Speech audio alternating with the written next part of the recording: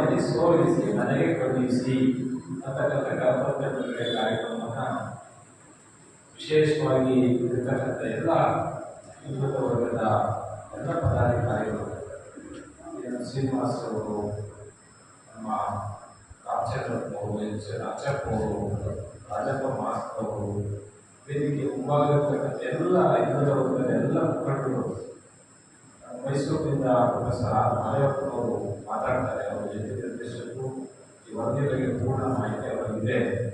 ಹಾಗಾಗಿ ಈ ಶೀರ್ಷಿಕೆ ಚುನಾವಣೆಯಲ್ಲಿ ಸೋಲಿಸಿ ಮನೆಗೆ ಕಳುಹಿಸಿ ಅಂತಕ್ಕಂಥದ್ರ ಬಗ್ಗೆ ನಾನು ಮಾತಾಡ್ತೇನೆ. ಚುನಾವಣೆಯಲ್ಲಿ ಸೋಲಿಸಿ ಮನೆಗೆ ಕಳುಹಿಸಿ, ಯಾರನ್ನು ಸೋಲಿಸಬೇಕು, ಯಾರನ್ನು ಕಳಿಸ್ಬೇಕು ಅನ್ನೋದ್ರ ಬಗ್ಗೆ ನಾವೆಲ್ಲರೂ ಎಚ್ಚರಿಕೆ ವಹಿಸಿ ಈ ಕಾಂತರಾಜ್ ಆಯೋಗದ ವರದಿ ಏನು ವೈಜ್ಞಾನಿಕ ವರದಿ ಇದೆ, ವಸ್ತುನಿಷ್ಠ ವರದಿ ಇದೆ, ಅದನ್ನ ಜಾರಿ ಮಾಡಲಿಕ್ಕೆ ಏನೆಲ್ಲ ಮಾಡಬೇಕು ಅಂತ ಬಗ್ಗೆ ಬಹಳಷ್ಟು ವಿಷಯವನ್ನು ಪ್ರಾಸ್ತಾವಿಕವಾಗಿ ಮಾತಾಡ್ತಕ್ಕಂಥವ್ರು ತುಂಬಾ ಚೆನ್ನಾಗಿ ಮಾತಾಡಿದ್ದಾರೆ. ಬಹಳ ಅದ್ಭುತವಾದ ಮಾತುಗಳನ್ನ ವಿಷಯಗಳಿದೆ. ಹೀಗಾಗಿ ನಮಗೂ ಕಾರ್ಯಕ್ರಮದ ಉತ್ತರ ಇರೋದ್ರಿಂದ ಇವತ್ತು ನಮ್ಮ ರಾಜಪ್ಪ ಅವರು ಮತ್ತು ನಮ್ಮ ಪ್ರೊಫೆಸರ್ ಆರ್ ಮಾದೇವಪ್ಪನವರು ಬರಲೇಬೇಕು ಅಂತೇಳಿ ಇವತ್ತು ಶಿವಮೊಗ್ಗ ಜಿಲ್ಲೆ ನಾವು ಬಂದಿದ್ದೇವೆ. ನಾವೆಲ್ಲರೂ ನಾನು ಜೈವಿ ವಂದನೆಗಳನ್ನು ಸಲ್ಲಿಸ್ತೇನೆ. ಬಂದರೆ ಈಗ ಕಾಂತರಾಜ್ ಆಯೋಗದ ವರದಿ ವಿರೋಧಿಗಳನ್ನು ಚುನಾವಣೆಯಲ್ಲಿ ಸೋಲಿಸಿ ಮನೆಗೆ ಕಳುಹಿಸಿ. ಬಹುಶಃ ಇವತ್ತು ಯೋಚನೆ ಮಾಡಬೇಕಾಗಲ್ಲ, ಬಾಬಾ ಸಾಹೇಬರು ನಮಗೆ ನೀವೆಲ್ಲ ಕಾಂಕ್ರೀಟ್ ಆಗಿ ಅಂತ ಹೇಳಿದ್ದಾರೆ. ಕಾಂಕ್ರೀಟ್ ಆಗಿ ಅಂದ್ರೆ ಈ ಬಿಲ್ಡಿಂಗ್ ಕಾಂಕ್ರೀಟ್ ಮೇಲೆ ನಿಂತಿದೆ. ಕಾಂಕ್ರೀಟ್ ಅಂದ್ರೆ ಏನು? ಎಷ್ಟು ಲೋಡ್ ಕಬ್ಬಣ ಇದ್ರೆ ಕೆಲಸ ಕೊಡೋದಿಲ್ಲ, ಎಷ್ಟು ಲೋಡ್ ಸಿಮೆಂಟ್ ಇದ್ದು ಕೆಲಸ ಕೊಡೋದಿಲ್ಲ, ಎಷ್ಟು ಲೋಡ್ ಜಲ್ಲಿ ಇದ್ರೂ ಕೆಲಸ ಕೊಡೋದಿಲ್ಲ. ನೀರಿಲ್ಲ ಅಂದ್ರೆ ಕಾಂಕ್ರೀಟ್ ಆಗದೇ ಇಲ್ಲ ಅಂತ ಅರ್ಥ. ಈ ದೇಶದ ಶೋಷಿತ ಜನಾಂಗ, ಹಿಂದುಳಿದ ಜನಾಂಗ, ನೀವೆಲ್ಲರೂ ಕಾಂಕ್ರೀಟ್ ಆಗಬೇಕು. ನೀವು ಕಾಂಕ್ರೀಟ್ ಆದ್ರೆ ಮಾತ್ರ ನೀವೇನಾದ್ರೂ ಸಾಧಿಸಲಿಕ್ಕೆ ಸಾಧ್ಯ ಇದೆ. ಆ ದೃಷ್ಟಿಯಿಂದ ನಾನೇನಲ್ಲಿ ಹಿಂದಿಗಳಂತೆ ಉಳಿದ ಆಚೆ ಎಲ್ಲೋ ಬರ್ತಿದ್ದೆ. ನಿಮಗೆ ನಾನು ಲಂಡನ್ನಲ್ಲಿ ನಿಮಗೆ ಓಟಿನ ಕೊಟ್ಟಿದ್ದೇನೆ. ಓಟಿನ ತಂದುಕೊಳ್ಳಿಕ್ಕೆ 2 ಮಕ್ಕಳನ್ನು ಕಳ್ಕೊಂಡಿದ್ದೇನೆ. ನಿಮಗೆ ಸುಮ್ಮನೆ ಓಟ್ನಲ್ಲಿ ಬರಲಿಲ್ಲ. ಈ ಓಟಿನ ಅಕ್ಕಿಗೋಸ್ಕರವಾಗಿ ಬಾಬಾ ಸಾಹೇಬ್ 2 ಮಕ್ಕಳನ್ನು ಕಳ್ಕೊಂಡಿದ್ದಾರೆ. ಇವಾಗ ನಿಮ್ಗೆ ಕೈ ಕೊಡ್ತೀರಿ, ಕಾಣಿಸ್ಕೊತೀರಿ, ಯಾರ್ಯಾರು ಮಾರಾಟ ಆಯ್ತೋ ಗೊತ್ತಿಲ್ಲ, ಗೊತ್ತು ಬರ್ತೀವಿ. ನಿಮ್ಗೆ ಗೊತ್ತಿಲ್ಲ. ಓಟ್ಗೋಸ್ಕರ 25 ವರ್ಷಗಳ ಕಾಲ ಜೈಲಲ್ಲಿದ್ದು ಕೆಲಸ ಮಾಡಿದ್ದಾರೆ. ಆ ಕಪ್ಪು ಜನರಿಗೆ ಓಟ್ ತೋರಿಸಲಿಕ್ಕೆ ಜೈಲಲ್ಲಿದ್ದರು, ಶಾಶ್ವತ ಜೈಲಲ್ಲಿದ್ದರು. ನಿಮ್ಗೆ ಆಗಿಲ್ವಲ್ಲ, ಮುಚ್ಚಟ್ಟೆ ಬಂದ್ಬಿಡ್ತು. ನೋಡಿ ಎಷ್ಟು ಚೆನ್ನಾಗಿ ಹೇಳಿದ್ರಿ, ಸೋಲಿಸಿ ಮನೆಗೆ ಕಳುಹಿಸಿ. ಈಗ ಅಂಬೇಡ್ಕರ್ ಅಂತ ಹೇಳ್ತಾರೆ, ಕಾಂಗ್ರೆಸ್ ಕಂಟ್ರೋಲ್ಡ್ ಬೈ ಕಾಶ್ಮೀರಿ ಬ್ರಾಹ್ಮಣ, ಸಂಘ ಪರಿವಾರ BJP control by Chitpal Brahmin, CPM control by West Bengal Brahmin. ಏನ್ ಹೇಳ್ತೀರಿ?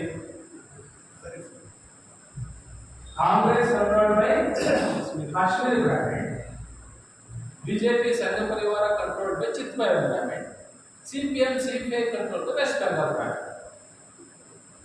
What is your role SC, ST and backward class? ಇದೆಲ್ಲ ಯಾರು? ಗುಲಾಮರು. ಯಾಕೆಂದ್ರೆ ನಿಮ್ಮ ಪಕ್ಷ ಇಲ್ಲ, ನಿಮ್ಮ ಪಕ್ಷನೇ ಕಟ್ತಾ ಇರಲಿಲ್ಲ. ನೀವು ಜೀತ ಮಾಡ್ತಾರೆ ಎಲ್ಲಿ? 70% ಅಂತ ಬರ್ಕೊಂಡಿರೋದು. ನೀವು ಜೀತ ಮಾಡ್ತಾರೆ ಎಲ್ಲಿ ಜೀತ ಮಾಡ್ತಿದ್ದೀರಿ? ಎಲ್ಲ 3% ಜೀತ ಮಾಡ್ತೀವಿ, ಒಂದಲ್ಲ ಒಂದು ಕಾರಣ. ಇದನ್ನ ಯಾಕೆ ನಾನು ವಿಶ್ಲೇಷಣೆ ಮಾಡಿ ಬಾಬಾ ಸಾಹೇಬ್ ಮಾತು ಹೇಳ್ತಿದ್ದೀನಿ ಅಂದ್ರೆ, ಶಿವಮೊಗ್ಗದಲ್ಲಿ ನೀವು ಧ್ವನಿ ಎತ್ತಿದ್ದೀರಿ, ಎಸ್ ಕಾಂತರಾಜ್ ವರದಿ ಆಯೋಗವನ್ನ ಜಾರಿ ಮಾಡಿ. ಬಾಬಾ ಸಾಹೇಬ್ ಏನ್ ಹೇಳಿದ್ರು? ಅರೆ ನೀವು ಮದುವೆ ಮುಂದೆ ಮಾಡ್ಕೊಳ್ಳೋದು ಬೇಡಪ್ಪ, ವಿಶ್ವಕರ್ಮದವರು, ಮಡಿವಾಳರು, ಈಳುರು, ಇನ್ನೊಂದು ಜಾತಿಗಳು ನೀವು ಹಾಳಾಗೋಗಿ ನೀವು ಮದುವೆ ಹೆಣ್ಣು ತರದು ಕೊಡೋ ಸಂಬಂಧ ಇಲ್ಲೇ ಪರವಾಗಿಲ್ಲ. ರಾಜಕೀಯ ಕಾರಣಕ್ಕೋಸ್ಕರವಾಗಿ ನೀವು ಒಂದ್ ಕಡೆ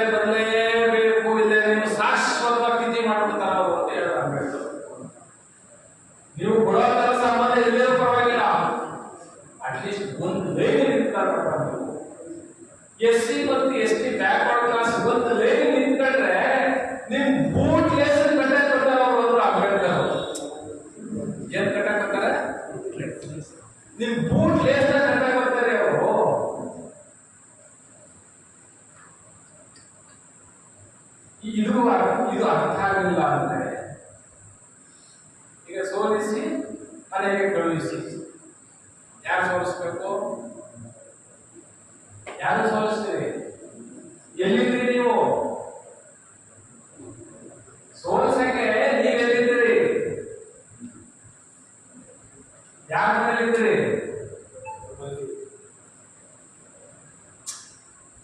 it is a very serious discussion.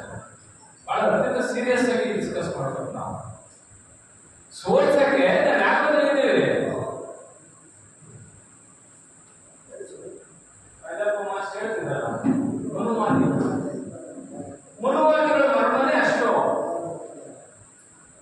ಯಾವುದೇ ಕಾರಣಕ್ಕೂ ನೀವು ಒಂದಾದ ರೀತಿಯಲ್ಲಿ ಒಂದು ದಾರದ ಎಳೆಗಳನ್ನು ಹೆಂಗೆ ಡಿವೈಡ್ ಮಾಡಿಟ್ಟಿದ್ದಾರೆ,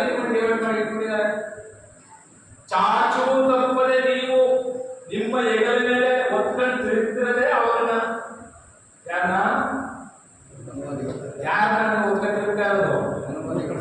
ಮನೋವಾದಿಗಳು. ಯಾಕೆಂದ್ರೆ ನಿಮ್ ಮಕ್ಕಳು ಮದುವೆ ಮಾಡ್ಬೇಕಾದ್ರೆ ನಿನ್ ಸ್ವಂತ ಮಗನ ಹಾಕೊಂಡು ಮದುವೆ ಮಾಡ್ಬೇಕಾದ್ರೆ ಅವರ ಮೇಲೆ ಹೋಗಿದೆ. ಸಾಲ ಮಾಡಿ ಸೈಟ್ ತಗೊಂಡ್ರೆ ಅದು ಬುದ್ಧಿ ಪೂಜೆ ಮಾಡಬೇಕು ಅವತ್ತಕ್ಕೆ ಹೋಗ್ತೀವಿ. ಆ ಬುದ್ಧಿ ಪೂಜೆ ಮಾಡಿದ್ರೆ ವಾಸ್ತವ ಬಾಗಿಲು ನಿಲ್ಸಕ್ಕೂ ಅವತ್ತಕ್ಕೆ ಹೋಗ್ತೀವಿ.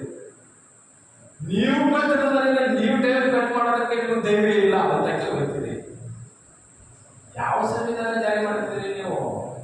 ಅದಕ್ಕೆ ನಿಮ್ಗೆ ಈ ಪರಿಸ್ಥಿತಿ ಬಂದಿರೋದು. ಈ ಪರಿಸ್ಥಿತಿ ಯಾಕೆ ಬಂದಿದೆ? ಬೇರೆ ಯಾರು ಕಾರಣ ಅಲ್ಲ ಈ ಪರಿಸ್ಥಿತಿಗೆ, ನೀವೇ ಕಾರಣ. ಯಾಕೆಂದ್ರೆ ನೀವು ಅಂಬೇಡ್ಕರ್ ಅವರನ್ನ ಅರ್ಥ ಮಾಡ್ಕೊಂಡಿಲ್ಲ.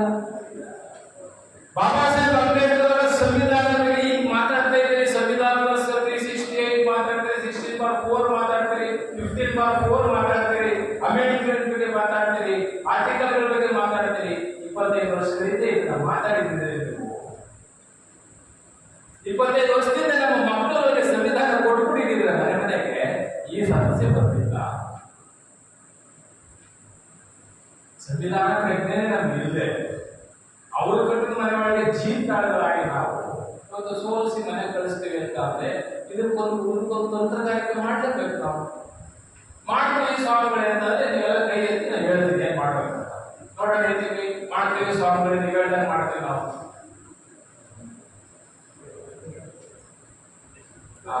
ಪರವಾಗಿಲ್ಲ ಮಾಡ್ತೀನಿ ಅಂತ ಹೇಳ್ತಾ ಇದ್ದೆ. ಹಾಗಾಗಿ ಕೇಳಿ,